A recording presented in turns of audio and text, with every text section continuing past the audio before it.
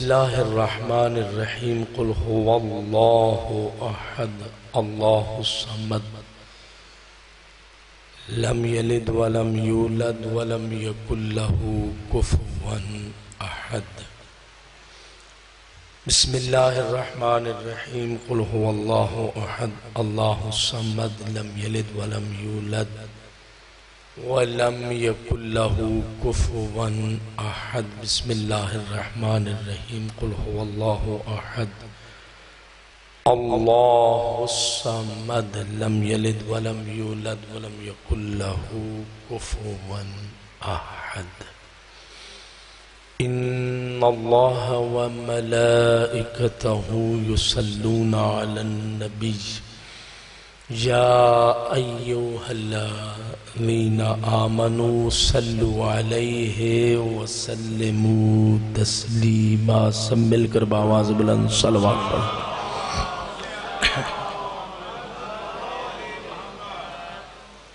اللہ رب العزت کی بارگاہ میں ہماری دعا اور التجا ہے مالک کائنات ہمارے ذکر مجلس ہماری اس عظیم عبادت کو اپنی بارگاہ میں منظور و مقبول فرمائے پروردگار عالم اس عبادت عظیم کا اجر کثیر و جزیل عطا فرمائے مالک کائنات اس ذکر مقدس کے صدقے تذکرہ محمد و آل محمد کے صدقے بانی مجلس عزا کے گھر پہ خیر و برکت کا نزول فرمائے مالک کائنات انہیں صحت و سلامتی عافیت عمر وسعت رزق عطا فرمائے اللہ رب العزت اس خاندان کے تمام مرحومین کی بخشش مغفرت فرمائے اعلیٰ علیین میں جنت الفردوس میں مقام عطا فرمائے شہر الرحمہ شہر المغفرہ شہر التوبہ شہر الدعا پروردگار عالم اس مقدس مہینے میں ہم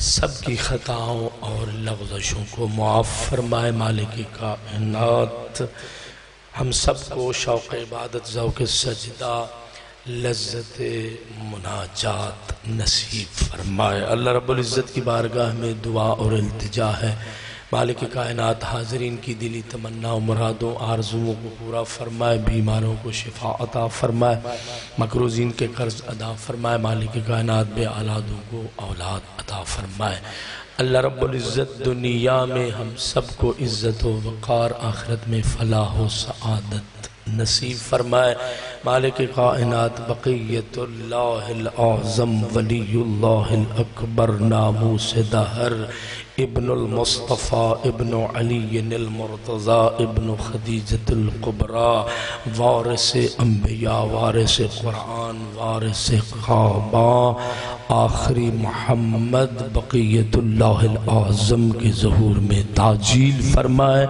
اللہ رب العزت وارث کربلا کی زیارت سے ہماری آنکھوں کو مشرف فرمائے پروردگار عالم امام زمانہ کے صدقے ہم سب کی دعاؤں کو التجاؤں کو درجہ قبولیت عطا فرمائے دعاؤں کی قبولیت حاجات کی برآوری کے لیے مومنین و مومنات کی حفظ و سلامتی کے لیے حضرت ولی عصر کی طول عمر سلامتی اور تعجیل ظہور کے لیے سب مل کر اجر رسالت ادا کریں اپنے لبوں کو معطر فرمائے پوری مودت محبت اور عقیدت سے محمدی علوی فاطمی حسنی و حسینی صلوات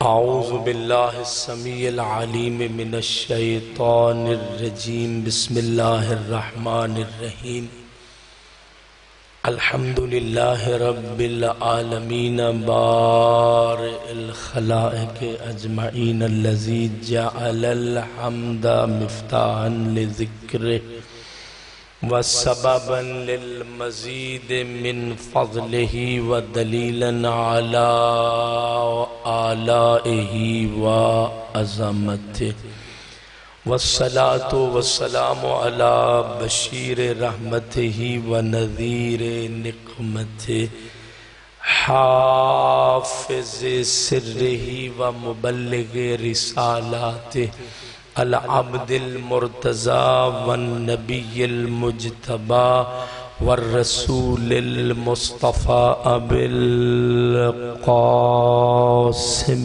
محمد والصلاة والسلام على أهل بيته وعترته وخيرته الذين أذهب الله عنهم الرجس وطهرهم تطهيرا سيما على الإمام المنتظر الحجة ثاني عشر أما بعد فقد قال الله الحكيم في الذكر الحكيم بسم الله الرحمن الرحيم ويقول الذين كفروا لست مرسلا قل كفى بالله شهيدا بيني وبينكم ومن عنده علم الكتاب وقال الإمام الباقر عليه الصلاة والسلام بني الإسلام على خمس الصلاة والزكاة والحج والصوم والولاية وقال رسول الله صلى الله عليه وآله وسلم من أحب أن يتمسك بالعروة الوثقى الذي لا انفصام لها فليتمسك بولاية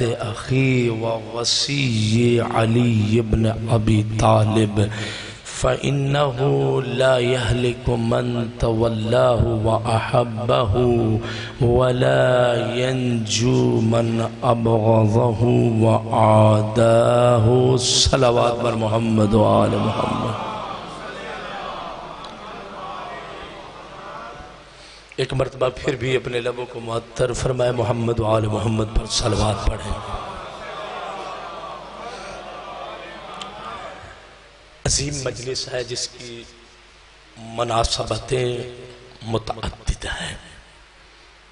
شب قدر بھی ہے، شب شہادت بھی ہے، ماہ صیام بھی ہے، اور اس کے علاوہ نزول قرآن کا بھی انہی شب و روز میں تذکرہ کیا جاتا ہے. ہر ایک پہلو اور ہر ایک موضوع پر کچھ نہ کچھ بولنا، گفتگو کرنا لازم ہے تاکہ جس صفحے اضافہ پر آپ بیٹھے ہیں آپ کے دامن علم و معرفت میں کچھ اضافہ ہونا چاہیے. اور میں ہر جگہ اور ہر مجلس پڑھنے کا نہ قائل ہوں نہ عادی ہوں، گرچہ شب و روز مصروف بھی رہتا ہوں. غور فرمائیے گا، مجلس عزا کے بارے میں میرا جو نظریہ ہے وہ یہ ہے، ایسی گفتگو کریں، ایسی گفتگو سامعین تک پہنچائیں اور آپ کی زبان سے ایسے الفاظ ادا ہونے چاہیے جو سامع کی زندگی کو بدلنے سے پہلے خود تمہاری زندگی کو بدل دیں. توجہ فرمائیے گا، خود تمہاری زندگی پر ان کلمات کا، ان الفاظ کا اثر نظر آنا چاہیے. اگر علی بن ابی طالب کے سجدے کا تذکرہ ہے تو تمہاری پیشانی میں نور سجدہ نظر آنا چاہیے. اگر علی بن ابی طالب کی عاجزی و انکساری کا تذکرہ ہے تو تمہارے اندر بھی عاجزی و انکساری ہونی چاہیے. اگر علی بن ابی طالب کی سخاوتوں کا تذکرہ ہے تو پھر تمہارے اندر بھی اس کریمانہ مزاج کی جھلک نظر آنی چاہیے. توجہ فرمائیے گا، آج کی گفتگو ذرا سپیشل انداز میں سن لیجیے. آپ کا ذوق سماعت جو بھی ہے میں نے اپنے انداز میں ہی پڑھنا ہوتا ہے. بس میں میں پہلا جملہ میں کہہ رہا ہوں، غور فرمائیے کہ امیر المؤمنین یعصوب الدین امام المتقین امام العارفین قائد الغر المحجلین الہادی الی الرشاد الناطق بالصداد المصادم للابطال المنتقم من الجہال رجل شجاع وفی اخو رسول اللہ عین اللہ وجہ اللہ لسان اللہ جنب اللہ کنز اللہ قسیم النار والجنہ علی بن ابی طالب۔ جیتے رہو میں عام علی کا تذکرہ نہیں کر رہا، غور فرمائے گا جس کی عظمتیں یہ ہیں۔ میں رو کر یہ جملہ بھی کہا کرتا ہوں، اگر آج علی نہیں سنا تو پھر کب علی سنو گے؟ تو جو فرمائیے گا میں اس وقت علی کبھی نہیں پڑھتا کہ جب شہادت موسیٰ کاظم کی ہو پڑھے علی جا رہے ہیں، ولادت امام حسن کی ہو پڑھے علی جا رہے ہیں، نہیں، جب علی کے پڑھنے کا وقت ہے تو تب علی پڑھو، پھر پتہ چلے گا کہ اس نعمت کی کیسے قدردانی کی ہے۔ میں جلدی شعر پڑھنے کا عادی نہیں ہوں، لیکن کچھ لبوں پہ مسکراہٹ آ گئی اس لیے پڑھ دیتا ہوں کہ ذات واجب کی قسم ذات علی نعمت ہے۔ جو ہاتھ کھول سکتے ہو کھولنا، تو جو فرمائیے گا کہ ذات واجب کی قسم ذات علی نعمت ہے، دونوں عالم میں محمد کا وسیع نعمت ہے۔ جیتے رہو زیادی سب سپیشل شعر میں نے آپ کے لیے کہہ دیا کہ ذات واجب کی قسم ذات علی نعمت ہے، دونوں عالم میں محمد کا وسیع نعمت ہے۔ وہ شہنشاہ ولایت وہ ولی نعمت ہے، خم کے میدان کی وہ خاص گھڑی نعمت ہے۔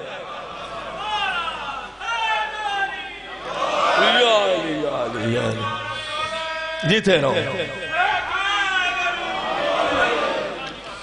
جی، اس لیے علی پڑھ رہا ہوں میں، پھر جملے کہوں میں عبادت کی نیت سے پڑھ رہا ہوں۔ توجہ فرمائے گا امیر المومنین یعصوب الدین قائد الغر المحجلین امام العارفین امام المتقین الہادی الی الرشاد الناطق بالصداد المصادم للابطال المنتقم من الجہال رجل شجاع وفی اخو رسول اللہ عین اللہ وجہ اللہ لسان اللہ جنب اللہ کنز اللہ۔ توجہ فرمائیے گا قسیم النار والجنہ علی بن ابی طالب مسند ولایت و امامت پر تشریف فرما تھے۔ آنے والا محب ہے، معرفت امام رکھتا ہے، لگتا ہے جہاں علی کی شجاعتوں کو جانتا تھا وہاں علی بن ابی طالب کی سخاوت سے بھی آگاہ تھا۔ جہاں علی کی سخاوت کو جانتا تھا وہاں علی بن ابی طالب کی مناجات شب سے بھی آشنا تھا۔ جہاں مناجات شب کو جانتا تھا وہاں علی بن ابی طالب کی یتیم پروری سے بھی آگاہ تھا۔ یعنی ہم جہاد سے اپنے امام کی معرفت رکھتا تھا۔ اس لیے قبلہ جو اس نے بات شروع کی نا، بڑے عجیب انداز میں گفتگو کرنے لگا۔ کیا عجیب بات ہے، کہتا ہے یا علی، ایسے الفاظ یہ قرآن آپ کی عظمتوں کا قصیدہ ہے۔ قرآن میں آپ کے فضائل اور آپ کے کمالات کا تذکرہ ہے۔ بات بڑی عجیب کرتا ہے، کہتا ہے یا علی، یہ ارشاد فرمائیے کہ قرآن حکیم کی آیات میں سے کون سی آیت آپ کو سب سے زیادہ اچھی لگتی ہے؟ بہت بڑے محدث نے اس کو تحریر فرمایا، سنیے گا۔ میں پہلے ذکر الہی پہ بھی یہاں تک دو تقریریں کر چکا ہوں، معرفت نفس بھی ہو چکی ہے گفتگو، لیکن آج مخصوص موضوع ہے، میں قرآن و علی کو لے کے چلنا چاہ رہا ہوں۔ اگر آپ کا ذوق سماعت ہمراہی کرے گا تو میں اچھی گفتگو کر دوں گا۔ توجہ فرمائیے گا، غور فرمانا۔ کہتا ہے یا علی، قرآن کی آیات میں سے کون سی آیت ہے جو آپ کے سب سے زیادہ اچھی لگتی ہے؟ یعنی وہ آیت جو آپ سب سے زیادہ پسند کرتے ہیں کون سی آیت ہے؟ یہ ابتدائی کلمات تھے۔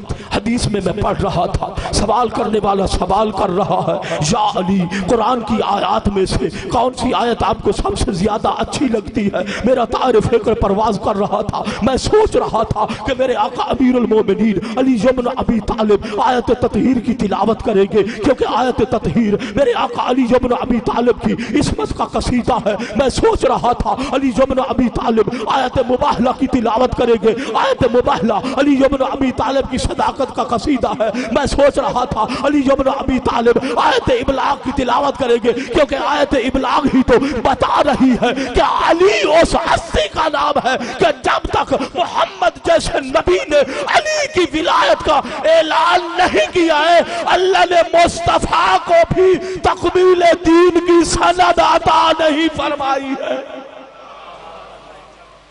توجہ فرمانا ذرا، غور فرمانا، جی جانا آج ایک اچھا خطاب ہو جائے، توجہ فرمائیے گا۔ میں سوچ رہا تھا میرے آقا امیر المومنین علی بن ابی طالب لیلۃ المبیت، جس شب میں بستر رسول پر علی نے آرام فرمایا، میں سوچ رہا تھا شاید علی بن ابی طالب وَمِنَ النَّاسِ مَن يَشْرِي نَفْسَهُ ابْتِغَاءَ مَرْضَاتِ اللَّهِ کی تلاوت کریں گے۔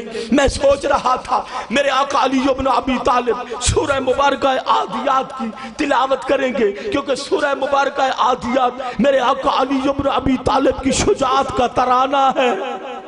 جیتے رہو، شجاعت کا ترانہ ہے۔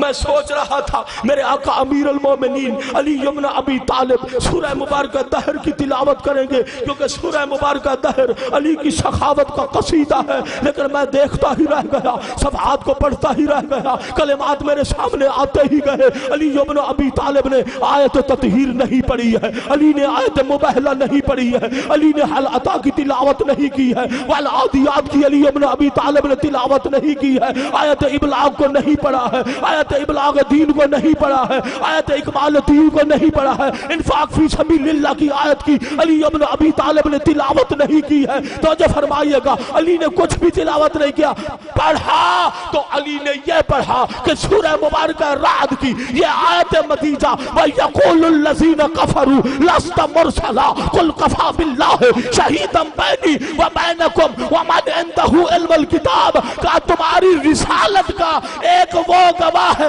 جو اللہ ہے، جو الکتاب کا علم رکھتا ہے، وہ دوسرا گواہ ہے۔ علی فرماتے ہیں یہی تو وہ آیت ہے جو مجھے پسند ہے، کیونکہ جہاں اللہ نے مقام کبریائی میں اپنے آپ کو محمد کی رسالت کا گواہ بنایا، اللہ نے اپنی کبریائی کے ساتھ مجھ علی کا بھی تذکرہ فرمایا۔ واہ واہ واہ واہ واہ، سبحان اللہ، نعرہ حیدری حیدری حیدری، پانچ نعرے پانچ تری سوا لاکھ نعرہ حیدری۔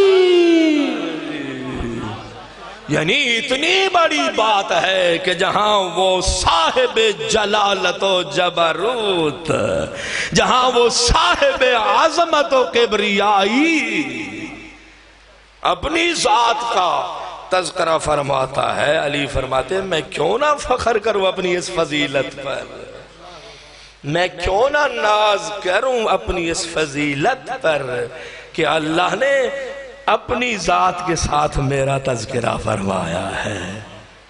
اللہ اکبر، میں حیران ہو جاتا ہوں، یہ کچھ دنیا سے دھوکہ کھائے ہوئے لوگ بیٹھ جاتے ہیں اور بیٹھ کر، اصل میں ایک نظریہ رکھتا ہوں کہ ایسے ٹاک شو میں جانا ہی نہیں چاہیے۔ آپ کہیں کہ نمائندگی نہیں ہوگی، نہ ہو نمائندگی، کہ جہاں علی بن ابی طالب کے ساتھ ان لوگوں کا تذکرہ کیا جاتا ہے جنہیں محمد نے کلمہ پڑھا کے کفر کی نجاست سے پاک کیا تھا۔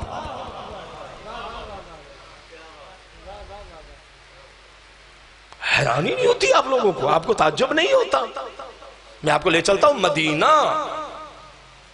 چلتے ہیں مدینہ میں، جب آپ کو سادہ سی بات ہے اور ہر ذہن میں موجود ہے، میں آپ کا ترجمان بن جاتا ہوں، سادہ سی بات ہے، لے چلتا ہوں مدینہ، بزم رسالت سید الانبیاء تشریف فرما ہے، دو قسم کے لوگ ہی تو سامنے نظر آئیں گے، ایک وہ جو ساری زندگی یا زندگی کا اکثر حصہ بت پرستی میں گزار دیے، جنہوں نے بت پرستی کرتے رہے، بتوں کے سامنے جھکتے رہے.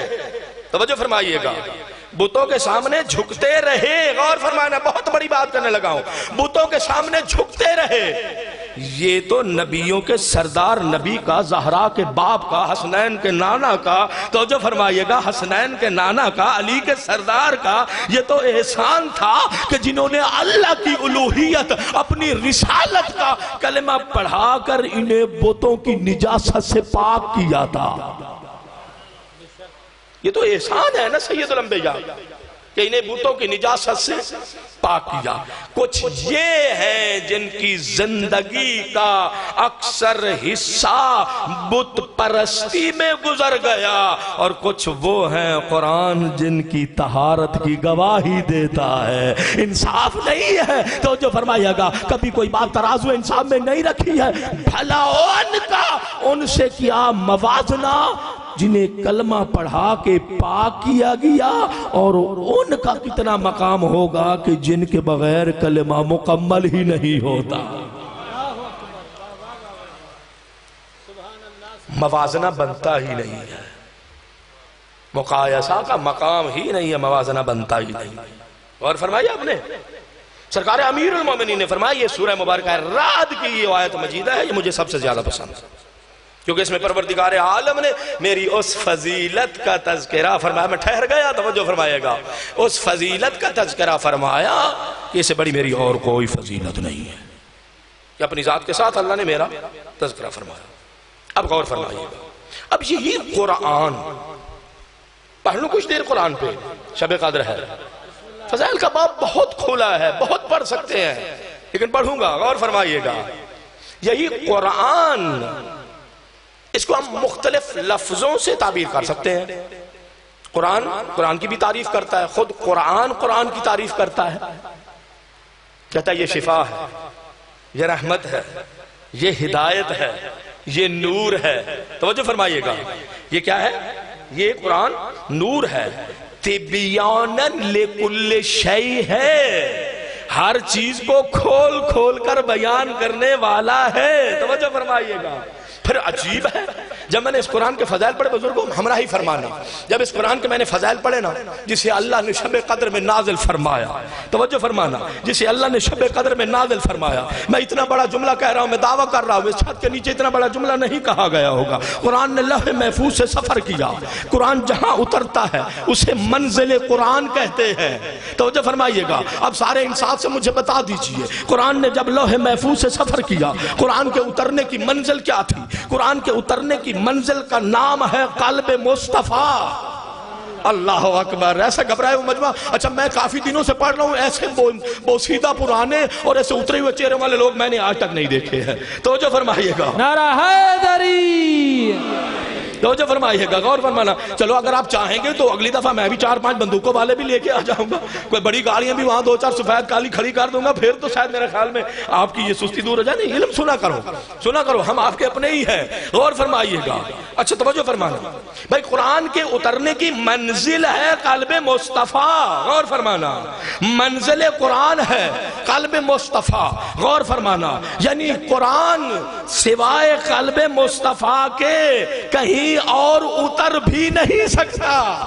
اتنا پاکیزہ ہے محمد کا قلب. خدا کی قسم میں حیران ہو گیا کہ محمد کے دل کی اگر قدر و قیمت کا اندازہ لگانا چاہیے، اگر اس کی مقام کو سمجھنا ہے، اگر اس کی طہارت کو سمجھنا ہے، اگر قلب مصطفیٰ کی عظمت کو سمجھنا ہے، تو قرآن ہے کلام اللہ. جہاں یہ قرآن اترے گا اس کا مقام بھی ہوگا، اس کی عظمت بھی ہوگی، اس کی طہارت بھی ہوگی، اس کی شرافت بھی ہوگی، اس کا منزلت اور مقام بھی ہوگا. غور فرمائیے گا، اتنی بڑی بات کرنے والا ہوں، غور فرمائیے گا، یہی محمد ہے. قرآن قلب پر اترا ہے، لوح محفوظ سے اتر کر قلب محمد پر آیا ہے. ایک ایک لفظ قرآن کا، ایک ایک زبر قرآن کی، ایک ایک زیر قرآن کی، قرآن بتاتا گیا. محمد عمل کرتے گئے، محمد کرتے گئے. قرآن کی آیت نازل ہوتی گئی. ہدایت بھی ہے، نور بھی ہے، ایمان بھی ہے. یہ قرآن جب آیا، توجہ فرمائیے گا، قرآن آیا تو قلب مصطفیٰ پر عمل کے نتیجے میں جب یہ عبد حقیقی بنا تو معبود حقیقی نے محمد کو معراج کرایا، ملکوت اعلیٰ کی سیر کرائی۔ میں بہت بڑی بات کرنے والا ہوں، جب کعبہ کا حسین اور عدلہ کی منزل میں محمد جیسا نبی پہنچا تو وہاں متکلم حقیقی نے مقام ضیافت نے مصطفیٰ سے گفتگو کی۔ جب گفتگو کا مرحلہ آیا تو متکلم حقیقی نے لہجہ علی بن ابی طالب میں محمد سے گفتگو کی۔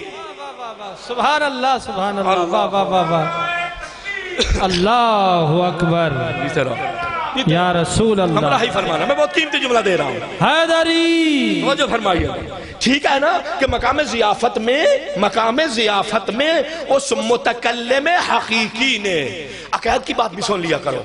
اللہ کے متکلم ہونے کا مطلب یہ ہے کہ وہ خالق جس لہجے کو ایجاد کرنا چاہے ایجاد کر دیتا ہے۔ یہ نہیں ہے کہ اللہ کی کوئی زبان ہے جہاں جیسا بولتا ہے، نہیں، متکلم حقیقی کا مطلب سمجھ لو تاکہ بہت سارے شعراء کو آپ سمجھا سکیں کہ متکلم کا یہ معنی ہوتا ہے کہ اللہ جس لہجے کو ایجاد کرنا چاہے اپنے ارادے اور مشیت سے ایجاد کرتا ہے۔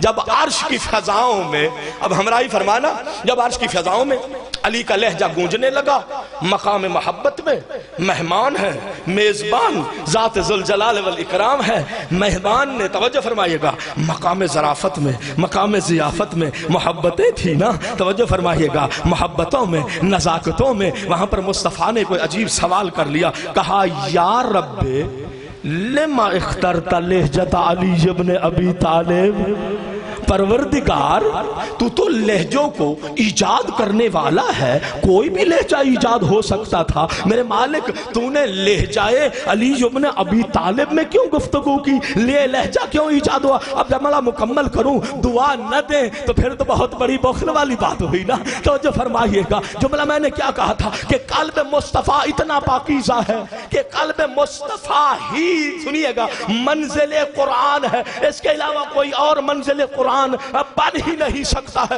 جب محمد نے اللہ کی بارگاہ میں التجا کی، لما اخترت لہجتا علی بن ابی طالب، پروردگار عالم تو نے لہجہ علی بن ابی طالب میں مجھ سے کیوں گفتگو کی ہے؟ تو ادھر سے پھر آواز آنے لگی، کہا میں نے تیرے قلب پر نظر رحمت کی، میری مخلوق میں علی کی محبت کے علاوہ تیرے دل میں کچھ بھی نہیں تھا، اس لیے تو ہم نے علی کے لہجہ میں گفتگو کی۔ سمجھ آ گئی بات کی کہ علی کی محبت کے لیے اتنا معیاری دل چاہیے جس میں قرآن اتر سکتا ہو۔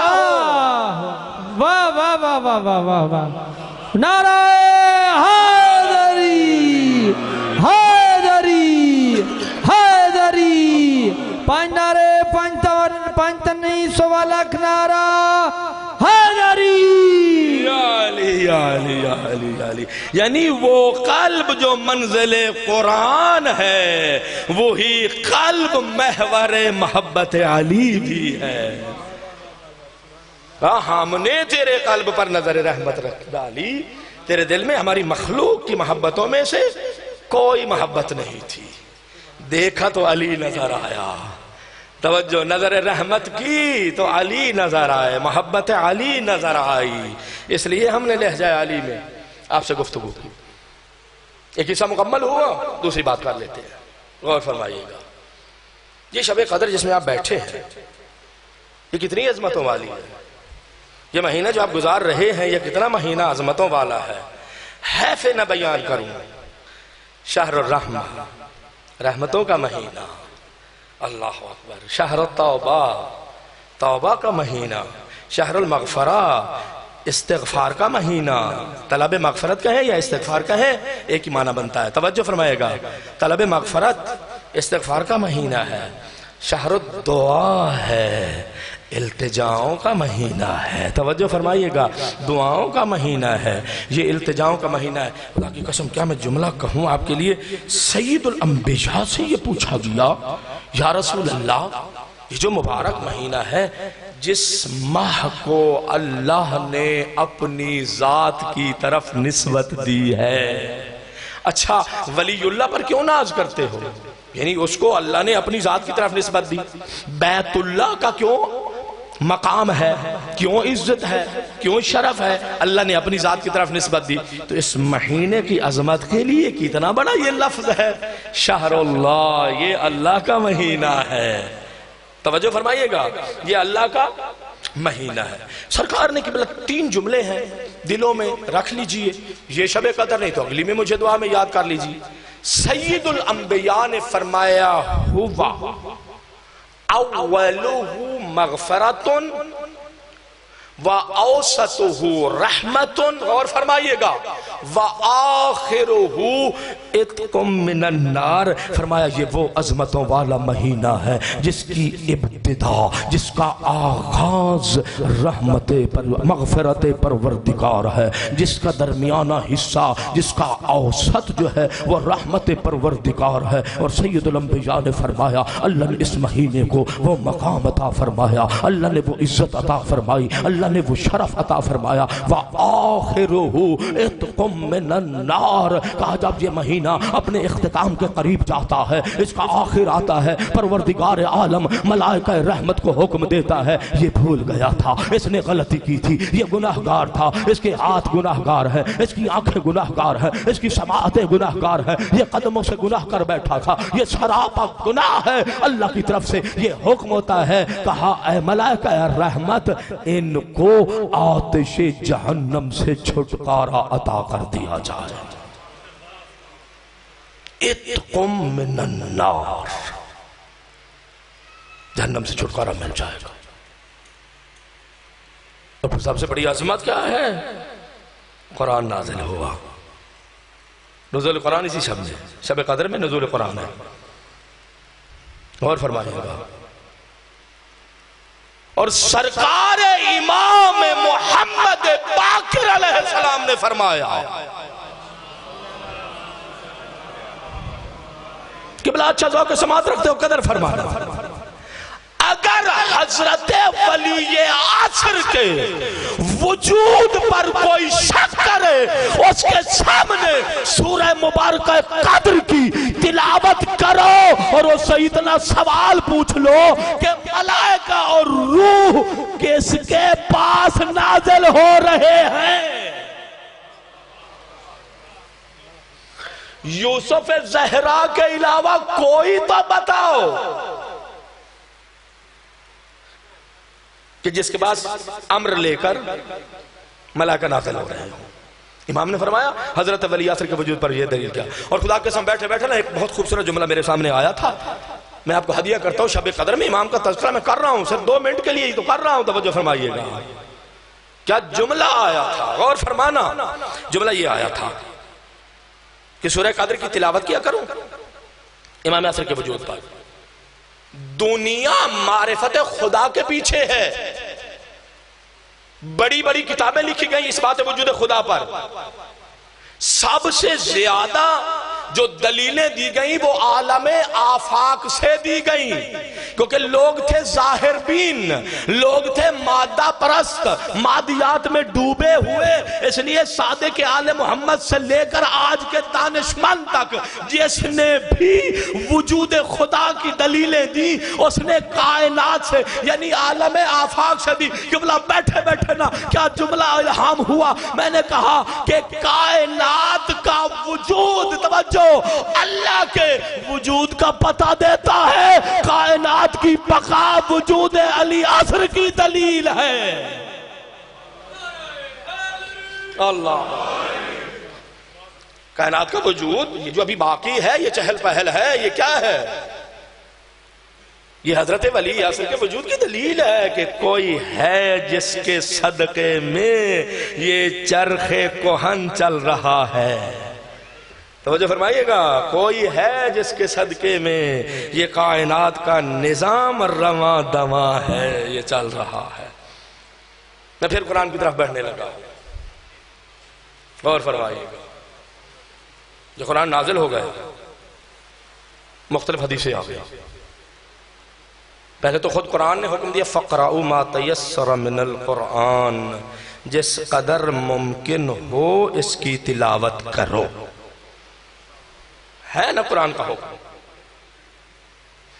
توجہ فرمائیے گا۔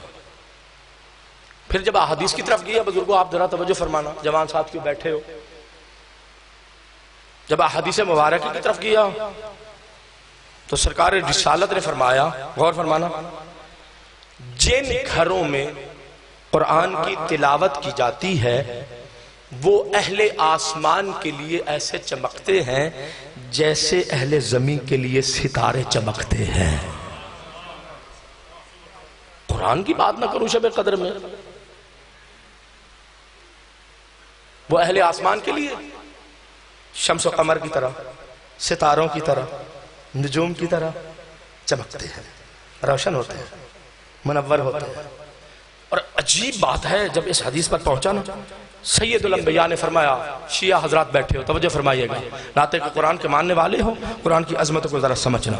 سید الانبیاء نے جب قرآن کی عظمت کو بیان فرمایا، چار جملے کہے، کہا ان اردتم عیش السعداء وموت الشہداء والذل یوم الحرور والہدى بعد الظلال فادرسوا القرآن فانہ کلام الرحمن وحرز من الشیطان۔ توجہ، ورجحان فی المیزان، سید الانبیاء سامنے بیٹھے ہوئے ہیں، وحی منزل آ رہی ہے، قرآن نازل ہو رہا ہے، سید الانبیاء نے پیغام پہنچایا۔ سرکار رسالت یہ فرماتے ہیں، اگر تم چاہتے ہو کہ تمہاری زندگی سعادت مند ہو جائے، اگر تم چاہتے ہو کہ تمہاری موت شہیدوں والی موت ہو جائے، اگر تم چاہتے ہو کہ محشر کی گرمی میں تجھے سایہ رحمت مل جائے، لواء الحمد کا سایہ تمہیں مل جائے، اگر چاہتے ہو کہ گمراہی سے نکل کر تم ہدایت کی طرف آ جاؤ، فرمایا راستہ ایک ہی ہے، راستہ ایک ہی ہے۔ کون سا راستہ ہے؟ کہا فدرس القرآن، کہا قرآن سے درس لو۔ پھر سرکار رسالت نے تین لفظ کہے، حد نہیں ہو گئی، کہا فَإِنَّهُ کلام الرحمن، کیونکہ یہ قرآن رحمان کا کلام ہے، وَحِرْزٌ مِّنَ الشَّیطان، جب ابلیس اپنی چالیں چلائے گا، جب مکاریاں کرے گا، یہ قرآن ہی تو ہوگا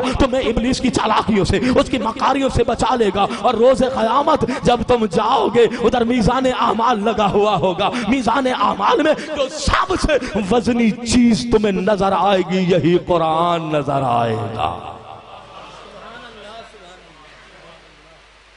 کلام رحمان ہے، حرز من الشیطان ہے۔ اور پھر بہت قیمتی بات میں پہنچ گیا۔ اچھا، ہم نے زندگیوں کے انداز بدل لیے ہیں۔ ہم کہتے ہیں جس کے پاس اچھی گاڑی، جس کے پاس دولت زیادہ، جس کا مقام منصب بڑا، یہ ہیں بیماریاں۔ اب تو جناب علماء کرام فرنٹ لائن پہ آتے جا رہے ہیں، اور خطرناک کام ہے یہ، توجہ فرمائیے گا، انداز بدلتے جا رہے ہیں۔ چھوٹی سی حدیث آپ بزرگوں نے یوں سمجھو، آپ نے مجھے سکھائی، میں نے آج آپ کو سنا دی۔ سرکار نے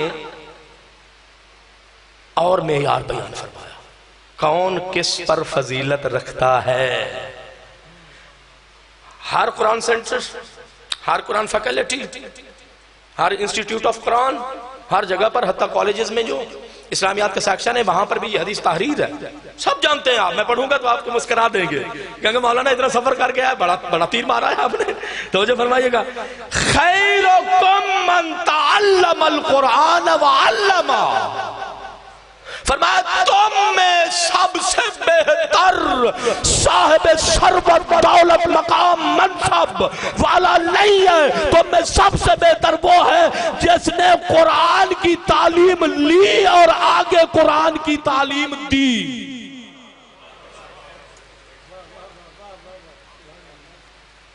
تعلیم و تعلم میں قرآن ہی تو ایک ایسا معیار ہے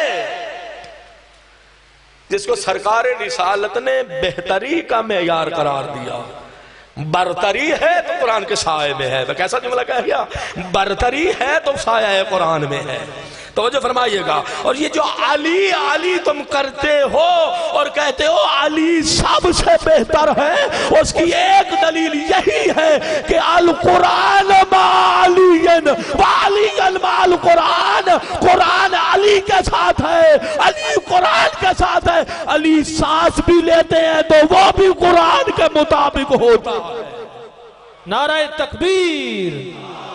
نعرہ رسالت، یا رسول اللہ، نعرہ حیدری، خوشنودی محمد وآل محمد، صلوات صلی علی محمد وآل محمد۔ وہ کچھ بات سمجھ آئی ہے؟ کچھ قریب ہوا میرے؟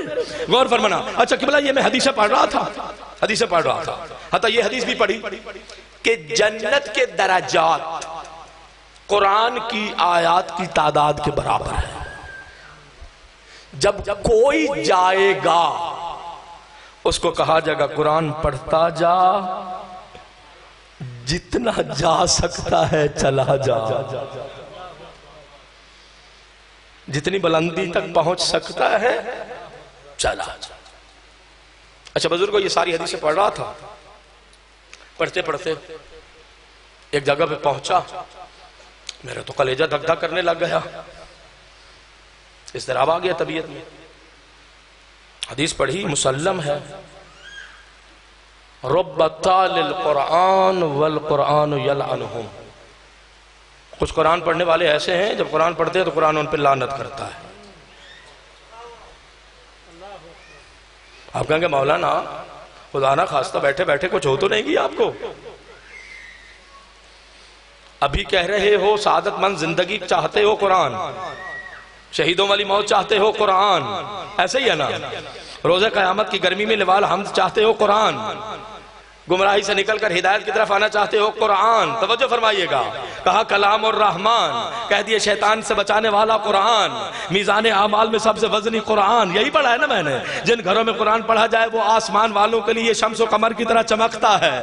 غور فرمائیے، جنت کے درجے قرآن کی آیات کے برابر، پڑھتے جاؤ درجات کو عبور کرتے جاؤ، یہ سارا قرآن۔ کہا مولانا کہا کہ بہتر وہ ہے جو قرآن پڑھتا ہے، جو قرآن کی تعلیم لیتا ہے، پھر قرآن کی آگے تعلیم دیتا ہے۔ کہا اتنے فضائل پڑھ دیے، پڑھتے پڑھتے آخر میں کیا ہو گیا؟ کہہ دیا کہ رب تعالی القرآن والقرآن یلعنہم۔ کچھ قرآن پڑھنے والے ایسے ہیں جب قرآن پڑھتے ہیں تو قرآن ان پر لعنت کرتا ہے۔ توجہ فرمائیے گا، میں ان قرآن پڑھنے والوں کی بات نہیں کر دیتا کہ جن کے قرآن میں لہجہ سجاد نظر آتا ہے، میں ان قرآن پڑھنے والوں کی بات نہیں کر رہا جن کے لہن میں لہن علی نظر آتا ہے، میں ان قرآن پڑھنے والوں کی بات نہیں کر رہا۔ توجہ فرمائیے گا، جنہوں نے سیدہ سے لوریاں لے لے کر قرآن سیکھا ہے، میں ان قرآن پڑھنے والوں کی بات نہیں کر رہا۔ قرآن پڑھنے والوں پر لعنت کرتا ہے، ہر پڑھنے والے پر قرآن لعنت نہیں کرتا، ان پر لعنت کرتا ہے جو قرآن پڑھتے ہیں مگر وارثان قرآن کی معرفت نہیں رکھتے ہیں۔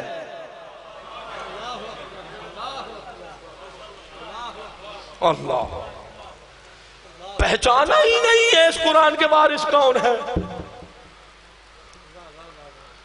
آیت تطہیر پڑھ لی، سیدہ کی عصمت کے قائل نہیں ہے۔ آیت مباہلہ پڑھ لی، اہل بیت کی صداقت کے قائل نہیں ہے۔ جنگ بدر کے قصے بڑے سینے چاک چاک کر کے پڑھاتے رہے، یہ نہیں پڑھا کہ علی جنگ بدر میں آئے تو ناصر رسول بن کے آئے۔ اللہ اکبر۔ میں 10-12 جملے کہنا چاہ رہا تھا لیکن نہیں، گھڑی بڑی تیزی سے جا رہی ہے۔ توجہ فرمائیے گا، غور فرمانا۔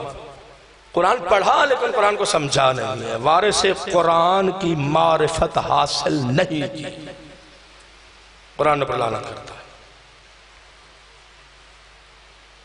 پڑھ لیا انما ولیکم اللہ ورسولہ۔ اچھا ایک کوئز ہے، آپ بھی تو قرآن پڑھتے ہیں، یہ بتائیے کہ قرآن حکیم میں سب سے بڑا عہدہ کیا ہے؟ کون سا عہدہ ہے سب سے بڑا؟ رسالت، نبوت، وصایت؟ نہیں، قرآن میں سب سے بڑے عہدے کا نام جسے عہدہ الہی کہتے ہیں وہ ولایت ہے۔ میرے پاس دلیل ہے، کثرت سے مطالعہ کرتا ہوں تب مجلس پڑھتا ہوں۔ ولایت وہ عہدہ ہے جو سب سے بڑا ہے۔ اچھا غور کرو، میں دلیل دے دوں۔ قرآن کیا کہہ رہا ہے؟ انما ولیکم اللہ ورسولہ۔ سوائے اس کے نہیں، صرف اور صرف محض ایک تمہارا ولی اللہ ہے۔ میرے اللہ، تو نے کہا تمہارا رازق میں ہوں، تمہارا خالق میں ہوں، کرم میں کرتا ہوں، رحم میں کرتا ہوں، گناہگار کو میں بخش دیتا ہوں، غفار ہوں، ستار ہوں، حکیم ہوں۔ بھائی کتنے صفاتی نام ہیں پروردگار عالم۔ پھر یہ کیا کہہ دیا کہ انما ولیکم اللہ و رسولہ، کہا وہ ساری صفات اسی ولایت کے تحت آتی ہیں۔ اللہ فرما رہا ہے ایک تمہارا سرپرست میں ہوں، لیکن میں وہ ہوں جسے کسی نے ولایت دی نہیں ہے۔ بھئی جو عہدہ اللہ قرآن میں اپنی ذات کے لیے بیان فرما دے، اس سے بڑا بھی کوئی عہدہ ہوگا، اس سے بڑا بھی کوئی منصب ہوگا؟ اللہ فرما رہا ہے انما ولیکم اللہ۔ پھر ایک ہستی کو دے دیا، ایک ہستی کو دے دیا، کہا وَرَسُولُ۔ پھر نام غور فرمائیے گا، پھر نام نہیں لیا، اوصاف اور حالات کا تذکرہ کر دیا، کیونکہ نام کو ایڈ کیا جا سکتا تھا، صفات کو ایڈ نہیں کیا جا سکتا۔ کہا والذین آمنوا الذین یقیمون الصلاۃ ویؤتون الزکاۃ وہم راکعون۔ مجھے کسی نے نہیں دیا، میں نے یہ عہدہ یا رسول کو دیا یا رسول کے ذریعے اسے دیا جس نے حالت رکوع میں زکوٰۃ دی۔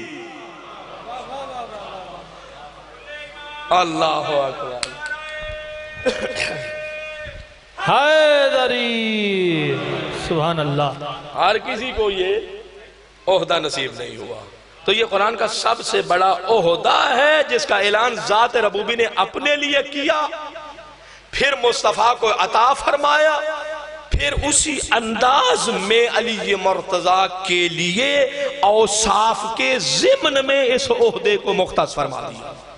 اس لیے سرکار رسالت نے فرمایا، اب میں ذرا جوبن میں آ کے پڑھنے لگا ہوں، بس 10 منٹ میں نے اور پڑھنا ہے تو جو فرمائیے گا۔ اس لیے سرکار رسالت نے فرمایا من احب ان یتمسک بالعروۃ الوثقی التي لا انفصام لها فلیتمسک بولایت علی ابن بولایت توجہ بولایت اخی و وصی علی ابن ابی طالب۔ نبیوں کے سردار نبی ہے، ہمراہی کر سکتے ہو تو کر لینا، اگر اتنے ہی مایوس ہو تو آئندہ مجلس میں نہ آیا کرنا۔ توجہ فرمانا، علی ابن ابی طالب کی فضیلت میں ہے، نبیوں کے سردار نبی فرماتے ہیں جو بندہ یہ چاہتا ہے کہ اللہ کی اس رسی کو مضبوطی سے تھام لے جو ٹوٹنے والی نہیں ہے، جو رسی بکھرنے والی نہیں ہے، فرمایا فَلْيَتَمَسَّكْ بِوِلَایَتِ أَخِي وَوَصِي عَلِيِّ بْنِ أَبِي طالب۔ جو چاہتا ہے کہ نہ ٹوٹنے والی اللہ کی رسی سے متمسک ہو جائے، کہ وہ میرے بھائی اور میرے علی کی ولایت کی رسی سے متمسک ہو جائے۔ اور پھر فرمایا، غور فرمایا، ہمراہی فرمانا اگر بول سکتے ہو تو، فرمایا فَإِنَّهُ لَا يَحْلِقُ مَنْ أَحَبَّهُ وَتَوَلَّاهُ، کیونکہ یہ وہ مضبوط رسی ہے جس نے، توجہ فرمائیے گا، جس نے اس کو تھام لیا وہ ہلاک ہونے والا نہیں ہے۔ پھر فرمایا وَلَا يَنْجُو مَنْ آدَاهُ، توجہ فرمائیے گا، وَأَبْغَضَهُ، اور جس نے علی سے عداوت کی یا بغض علی کو سینے میں رکھ لیا وہ کبھی نجات پانے والا نہیں ہے۔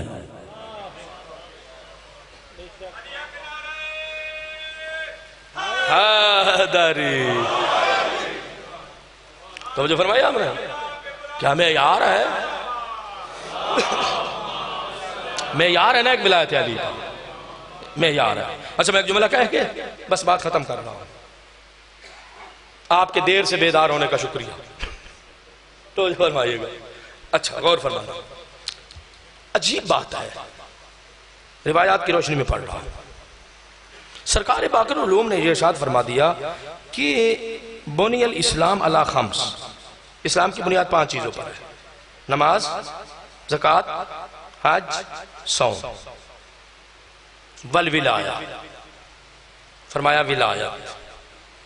پھر ساتھ بعض روایات میں یہ جملہ ملتا ہے ما نودیا الی شیئن کما نودیا بالولایا، فرمایا جتنا ولایت کی طرف آنے کی دعوت دی گئی آ جاؤ آ جاؤ، دائرہ ولایت میں آ جاؤ آ جاؤ، اتنا کسی چیز کے بارے میں بھی نہیں بلایا گیا جتنا ولایت کے بارے میں بلایا گیا۔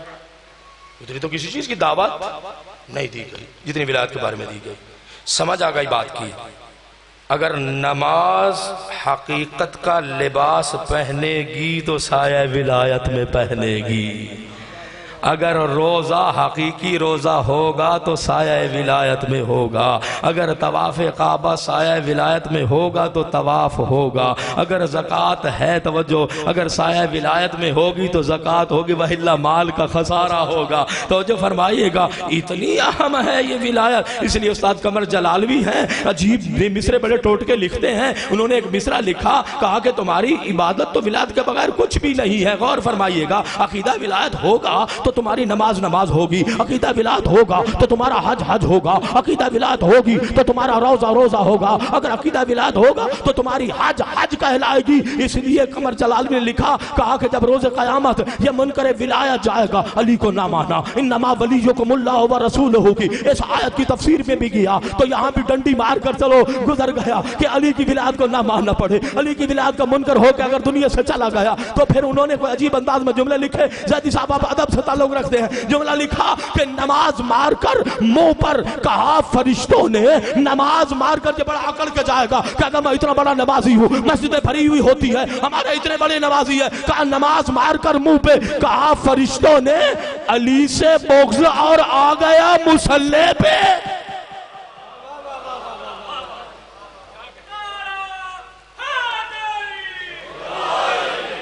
مبغض علی کی اللہ عبادت بھی قبول نہیں کرتا۔ اور جس قرآن کے میں نے اتنے فضائل پڑھ دیے، اگر وہ قرآن بھی پڑھے تو اسے تلاوت قرآن بھی فائدہ نہیں دیتی، پڑھتا رہے کوئی فائدہ نہیں قرآن کا۔ بہت بڑی دلیل ہے، تاریخ میں موجود بہت بڑی دلیل، کئی گھنٹوں کا مطالعہ آپ کے لیے 1 گھنٹے میں پڑھ رہا ہوں، اتنی بڑی دلیل دے رہا ہوں، جب تک تمہارے چہرے میرے سامنے رہے یا میرا چہرہ آپ کے سامنے رہے ضرور دعا دیتے رہنا۔ جس مولا کے صف عزا پر بیٹھے ہو، علی بیت شرف سے برآمد ہوئے، چلے مسجد کی طرف۔ غور فرمائے، علی جب بیت شرف سے تشریف فرما ہوئے، مولا کا غلام جناب قمبر ہمراہ ہے، زندگی دے 10 منٹ قیمتی میں دے دے، صرف 10 منٹ بس۔ علی چلے، قمبر ساتھ، علی کے قدم مسجد کی طرف بڑھ رہے ہیں، سننا علی کے قدم مسجد کی طرف بڑھ رہے ہیں۔ کوچا ہے گلی، جب ایک دروازے کے قریب سے گزرے، مکان کی چھت سے قرآن پڑھنے کی آواز آ رہی تھی۔ سننا جملے، دل نشیں لہجہ، خوبصورت آواز، اچھا لہن۔ قمبر کے قدم رکے، رک کر کہتا ہے یا علی، کتنی خوبصورت آواز میں قرآن پڑھ رہا ہے۔ علی کے قدم بڑھتے بھی گئے اور بڑھتے بڑھتے، جیسے سب سننا، بڑھتے بڑھتے میرے مولا نے ایک جملہ کہہ دیا، کہا اسے تلاوت قرآن فائدہ نہیں دے گی۔ ہر آدمی چونک نہیں جاتا؟ آپ صفِ عزا پہ بیٹھیں اور میں یہاں بیٹھے بیٹھے کہہ دوں جو شب شہادت امیر المومنین صفِ عزا پہ بیٹھے، اسے عزاداری فائدہ نہیں دے گی، چونک جائیں گے نا؟ یہ کیا ہو گیا، مولانا کیا کہہ رہے ہیں؟ سرکار نے فرمایا اسے تلاوت قرآن فائدہ نہیں دے گی۔ علی چلے، مسجد میں آئے، غور فرمانا، نمازیوں نے علی کی اقتداء میں نماز پڑھی، سرکار نے مصلی پر رخ بدلا، قرآن ناطق نے قرآن سامت کھولا، علی ابن ابی طالب نے ہمراہی فرما سکتے ہو تو فرمانا، جڑے بندے ہیں ہاتھ بدی بیٹھے ہو ڈھیر چھوڑ دیو، اگر بہت تھکے ہوئے تھے آنا ہی نہ ہا، بہت تھکے ہوئے تھے نہیں آنا سی، تو وہ جو فرمایا اچھا علی ابن ابی طالب نے قرآن کھولا، درس قرآن شروع ہو گیا،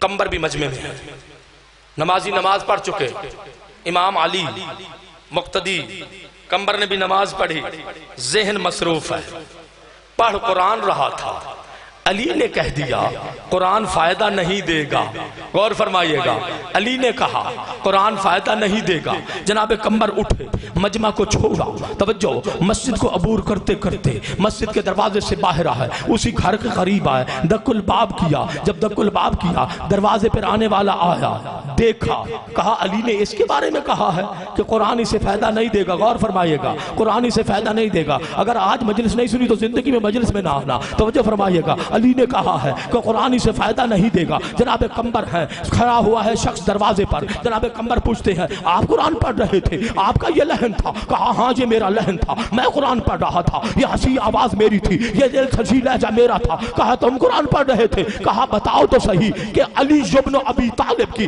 ولایت کے بارے میں تمہارا کیا خیال ہے؟ ادھر قمبر نے سوال کرنا تھا، کہتا میں تو علی کو جانتا ہی نہیں ہوں، قمبر کا رخ مسجد کی طرف بدلا، قمبر نے اپنا رخ بدل کر کہا مولا آپ نے بالکل ٹھیک فرمایا ہے،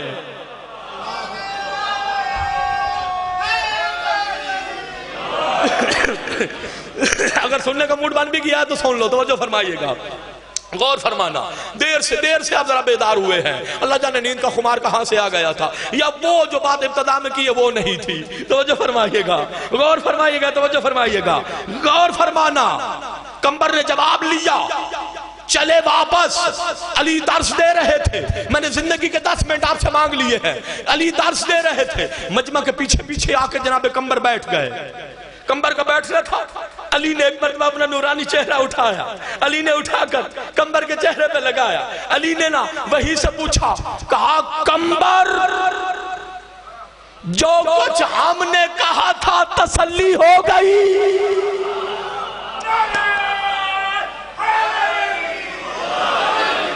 کہتا جی مولا تسلی تو پہلے بھی تھی، دعا دینی ہے تو ذرا ٹھہر کے، کہتا مولا تسلی تو پہلے بھی تھی، میں تو پتہ لگانے گیا تھا بیماری کہاں ہے، اللہ غور فرمایا آپ نے، میں تو پتہ کرنے گیا تھا بیماری کہاں ہے، اب دیکھیے جناب قمبر ہے، اچھا اس بات سے میں نے کوئی عظیم درس لیا اپنی زندگی کے لیے، اپنی زندگی کے لیے، آپ نہیں سننا چاہتے بے شک کانوں میں انگلیاں دے لیں، قمبر کون تھے؟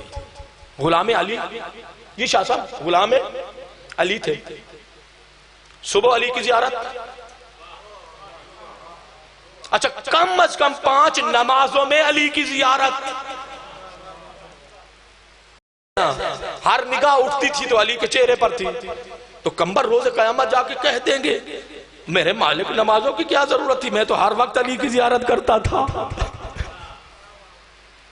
مصلی کی کیا ضرورت تھی، جو میں نے درس لیا، میں نے آپ کو کہا بے شک کانے میں انگلیاں دے لو، توجہ فرمائیے گا، جو میں نے درس لیا مجھے غلامی علی سمجھ آ گئی، غلامی علی یہی ہوتی ہے، اگر علی کے قدم مسجد کی طرف بڑھ رہے ہیں تو غلام بھی وہی ہے جو علی کے ساتھ ساتھ مسجد میں جاتا ہے، میں نے جو سیکھا ہے اس سے، میں نے جو درس لیا، تمہاری مرضی لو نہ لو، قمبر نے علی سے کوئی معصومانہ سوال کر لیا، حق نہیں بن دے اس سے زیادہ پڑھن دا، لیکن ایک حق میں رکھتا بھی ہوں کہ اب بسم اللہ پڑھ کے اب شروع کر دوں، تو جو فرمائیے قمبر نے بڑا معصومانہ سا سوال کیا، جناب قمبر کہتے ہیں مولا آپ بیت شرف سے برآمد ہوئے، میں بھی آپ کے نقش پا پہ چلتا چلتا آپ کے پیچھے، آپ بھی گلی میں میں بھی کوچہ میں، توجہ فرمائیے گا، آپ بھی گھر کے دروازے کے سامنے، میں بھی اسی گھر کے دروازے کے سامنے. توجہ فرمانا, آپ کی سماعتوں سے بھی قرآن کی آواز ٹکرائی, میں نے بھی قرآن سنا. نہ پڑھنے والے کو آپ نے دیکھا نہ میں نے دیکھا, آواز تھی نا. نہ پڑھنے والے کو آپ نے دیکھا نہ میں نے دیکھا. میں تو بڑے عشش کرنے لگا. توجہ فرمائیے گا, میں تو بڑا خوش ہوا, میں تو مسرور ہوا, مجھے تو بڑی تسکین اور فرحت نصیب ہوئی. کہا یا علی, آپ کو کیسے پتا چلا کہ اس پڑھنے والے کو قرآن فائدہ نہیں دے گا؟ دیکھا تو ہے نہیں, سنی تو آواز ہے, میں نے بھی سنی آپ نے بھی سنی. آپ کو کیسے پتا چلا کہ اس صاحب آواز کو, صاحب صدا کو قرآن فائدہ نہیں دے گا؟ اب ذرا علی مسند امامت پر خدا کی قسم, محراب کی زینت علی ہے, مصلی کی زینت علی ہے. اب علی پڑھوں نا تو جو فرمائے گا, محراب کی زینت علی ہے, مصلی کی زینت علی ہے. علی وہ عظمت والا ہے جو کعبہ میں آئے تو مولود حرم بنے, آغوش رسالت میں آئے تو نور رسالت